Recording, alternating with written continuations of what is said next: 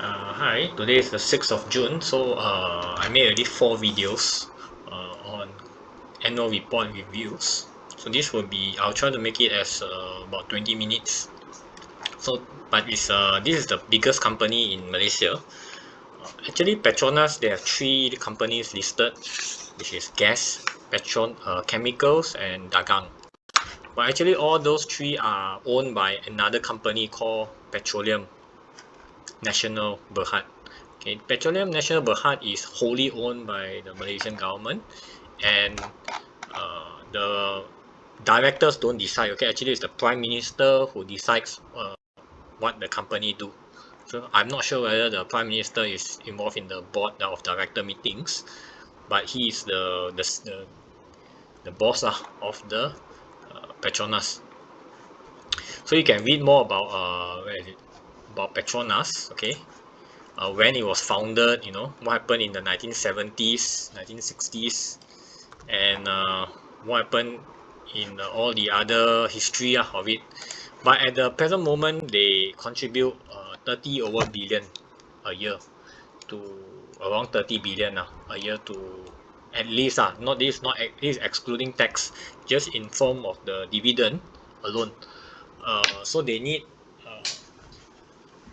so the latest news we can see here, they made in 2020, because I'm looking at 2020 report. 2021 is not uploaded in the website yet. So they made, 2020 made 21 billion loss because of impairment and lower oil price. Then later, see, it was a shock events when the price of oil go down. But now in 2021, they make 48 billion. So that's why you can, in just 1 year, you can make billions of loss because of the world oil price. So this oil price is very ridiculous because if it goes down, let's say 50%, okay, the fund managers or whoever is playing derivatives, they can buy options. They lock in the price immediately. In without doing anything, you make 50% profit, right? So uh, it just goes up and down. 1 year you make big loss, 1 year you make big profit, like that okay. So these are some of the reports that you can first see. First is the activity outlook for the future. Okay, this is their latest activity outlook. So they talk, the first thing they talk about is the oil price already. Okay, you see it goes up from 950, the 950 in the first half, second half become 25. It's like ridiculous, right? Suddenly it go up by more than 100%. So 2020 also, you can see it's from 270 become $5.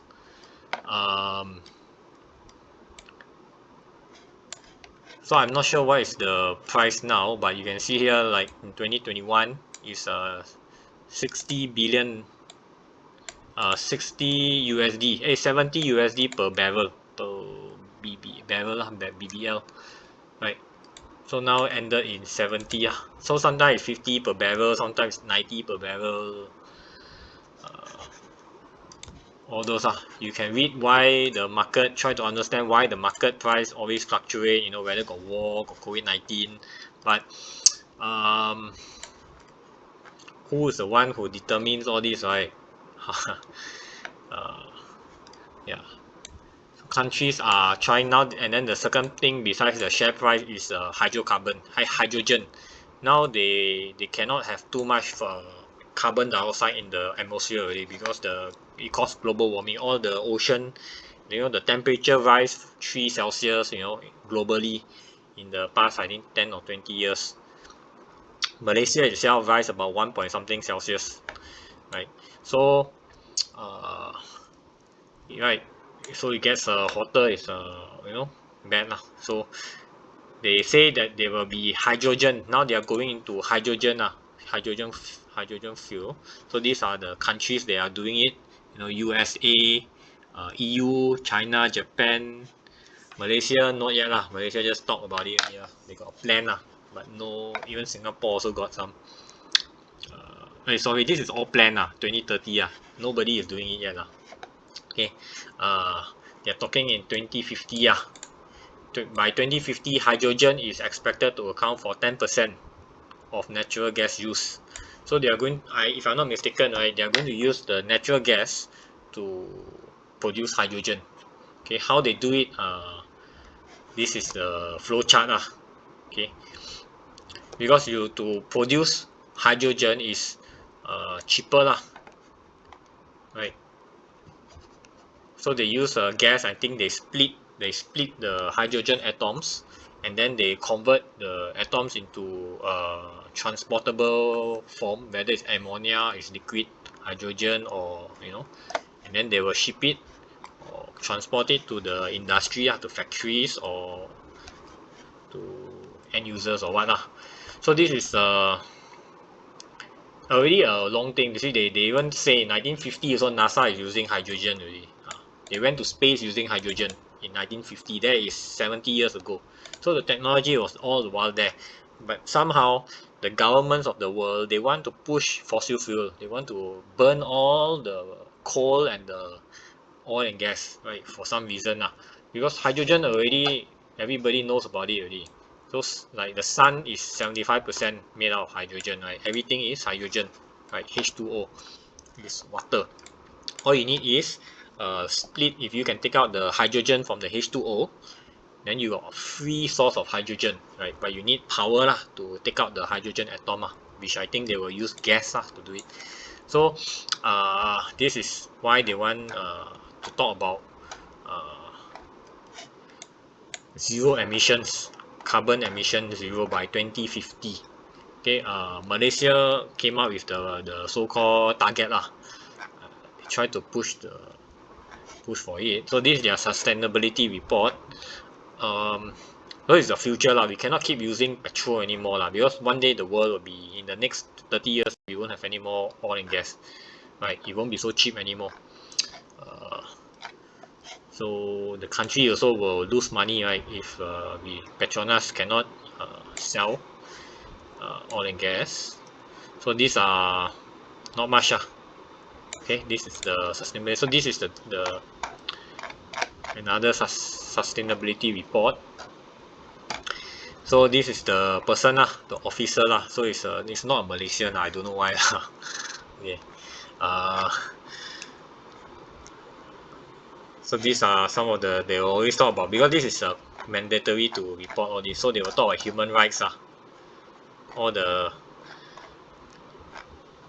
people child trafficking they try to do something about it but if you look at in their accounts how much money they spend on it, I think not much okay, and some more they are related to the government, right? So this is the numbers. So the number you can see, they made loss 21 billion for 2020.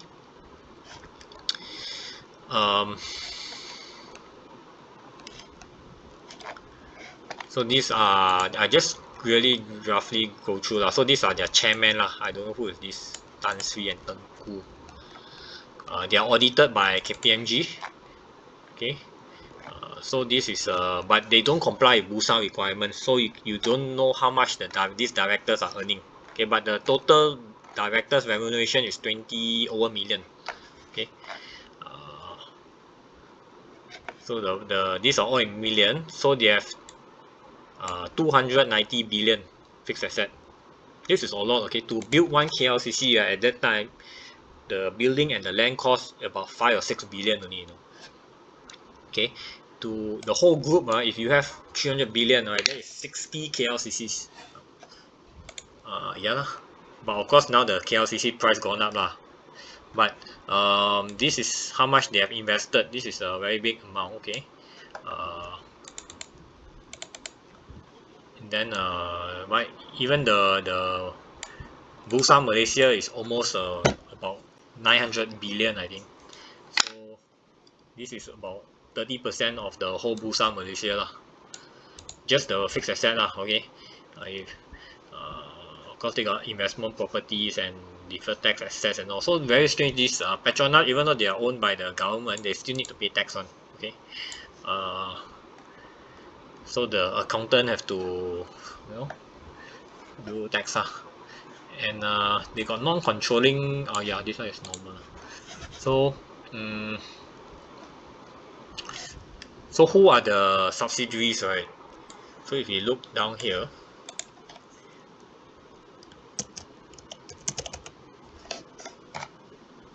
so these are all their subsidiaries. They got Netherlands, Australia, Cayman Islands also got Australia, Canada. They got Brazil, UK, Netherlands, Singapore, South Africa, UAE, UK, Italy, a lot. But if we look at the three major one, which is Petronas, chemicals.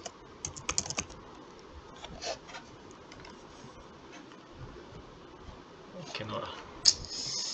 We check Berhad lah, their percentage of the. Oh, so Berhad.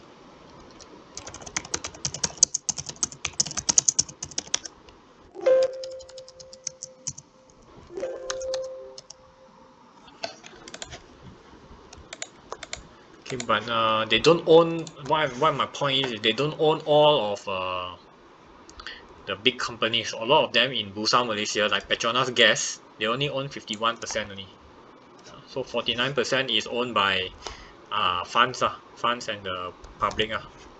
Okay, so when you console this one, you have to take in mind that you have to consider the non-controlling interest of it, and then we look at the equity, not much things. Cash flow. Cash flow, you can see here where is the operating activity is still positive. Okay, the negative one is because of the impairment. Right, and they got a lot of cash. Okay, no problem with cash. So this is okay, let's go back, go on. They got few hundred billion of cash. Sorry, how much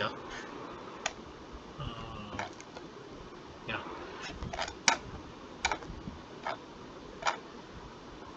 cash is 100 billion okay, we have to look at the consolidated. They got 100 billion cash, so you don't need so much money actually, right? But of course this is a government company, so right, 100 billion, even public, the biggest public listed company, their sales also is only about 20 billion only, right? Now you got 100 billion sitting in cash. So this is the size of it okay? They own a lot of companies. It's a huge company. You see the fixed asset, the oil and gas, they already invested how much, right? 300 million, 350 billion, sorry. And then this is just their kapal the ships to transport the gas from the oil rig to, is 11 billion, right? And then they are building. This is in progress. They are building other projects and all. It all comes out to billion one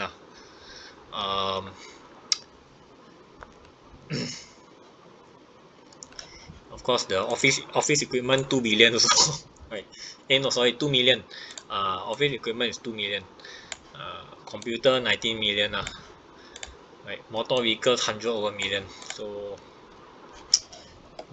oh sorry, this is all right of use. Right of use. Right of use means is a rental long term rental. So own, this is what property. Okay, this is their fixed assets. Then we go on to the next one, which is what investment property. Is mainly, this building is mainly KLCC properties okay, the Twin Tower so there's their headquarters in KLCC.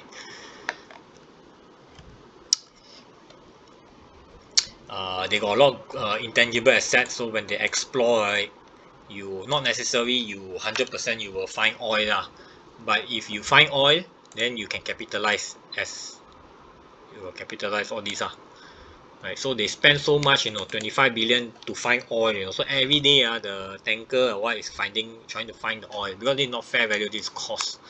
So every day they are trying to find oil, so it costs a lot of money to look for oil also. Other intangible assets they shouldn't, put, because nobody knows what is other intangible assets. It could be fraud, it could be all sorts of funny things inside this account, like 35 billion. But there's no explanation or what is it. So I'm not sure whether why are they allowed to do this right? Based on the accounting standards, uh, because this is what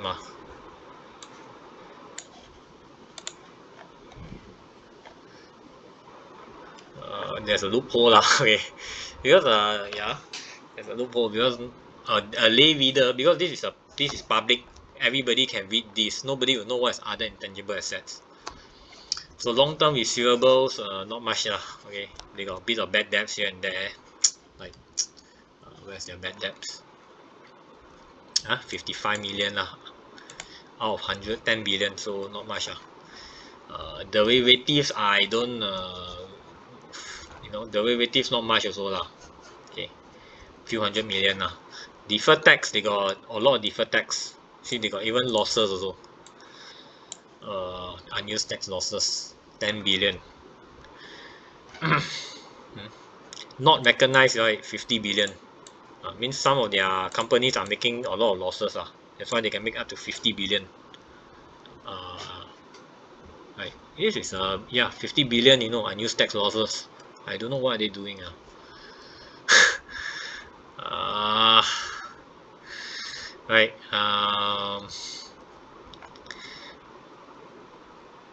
Why so high? So sometimes that's why they publish this report. Last time they don't have this, they make it private, so people pressure them they say, what is going on in Petronas, so they have to show it these borrowings, they also got a bit of borrowings. Revenue, of course we know what mostly they do oil and gas okay, they take out the oil from the under the ocean, or and then they pump it up, and then they transport, and then they refine it, make it into liquefied natural gas, crude oil, all this and then they export So these are the breakdown of some of the things. Depreciation alone is 30 billion. Okay. Uh, the impairment loss 25 billion, and staff cost is 10 billion so you can imagine how many staff they employ okay, this is a huge employer. Okay, 10 billion of staff cost. This is not including contractors. If you subcontract, and then those subcontractors employees are not included. So dividends, you can see 2020 they pay the government 34 billion, 2019 is 24. So why suddenly go up 10 billion, right? Even though they make a loss, they still pay dividend, right? So maybe this is why they need the cash right, to give, in case the government needs the money. They can rely on this so this is but they never say what is their reserves. They never capitalize their oil, because if you have a very huge reserve, that is something like your inventory right? But I think the accounting standards does not require you to account for that reserves. Until you extract it, then only is considered your inventory. So how much is that reserves? It could come out to hundreds of billions, right? uh, so they have a lot of contracts every year they are signing a lot of billions of contracts, billions of ringgit worth of contracts. You can see the directors remuneration, suddenly go up by 7 million. uh, and these directors are what I don't know what they do okay, whether they're executive or non-executive also I don't know. uh, So these are their operating segments. They mainly do upstream gas and downstream. So very little segments only. Okay, so these are the three segments. Nothing, I can't really understand what is all this, right? Uh, because it's too big already. They don't even split it up. Very, uh, but when it comes to here, you can see lah. These are some of the products that they get. The geographical, Malaysia is what lah, about 30% lah, Malaysia. The rest is all around the world lah. But Asia lah, they export a lot to Asia.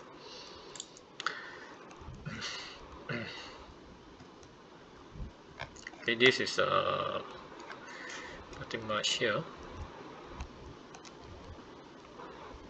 These are all the subsidiaries. So if you audit, I think you also peng san. Key audit matters. This is the guy who audited the accounts, KPMG.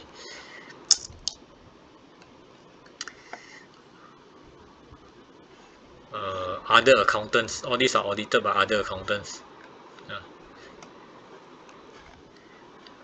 Wow, a lot, okay. A lot audited by other accountants. So how much is the audit fee?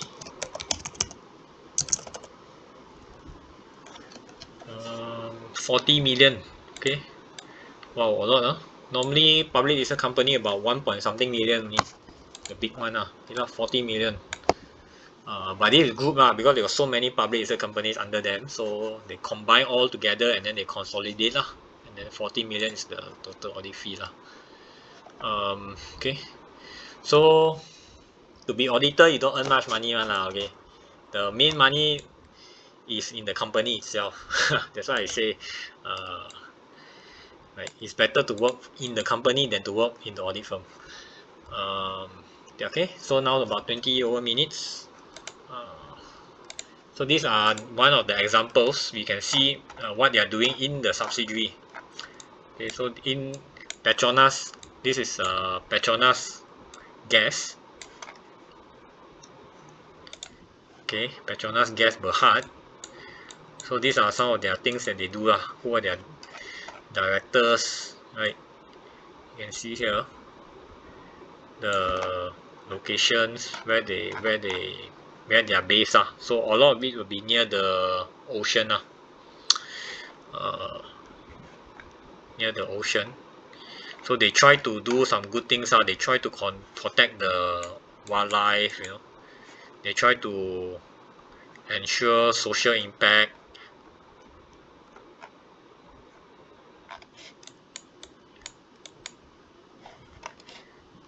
Right. They always like to draw these diagrams nowadays, because they got graphic designers and all.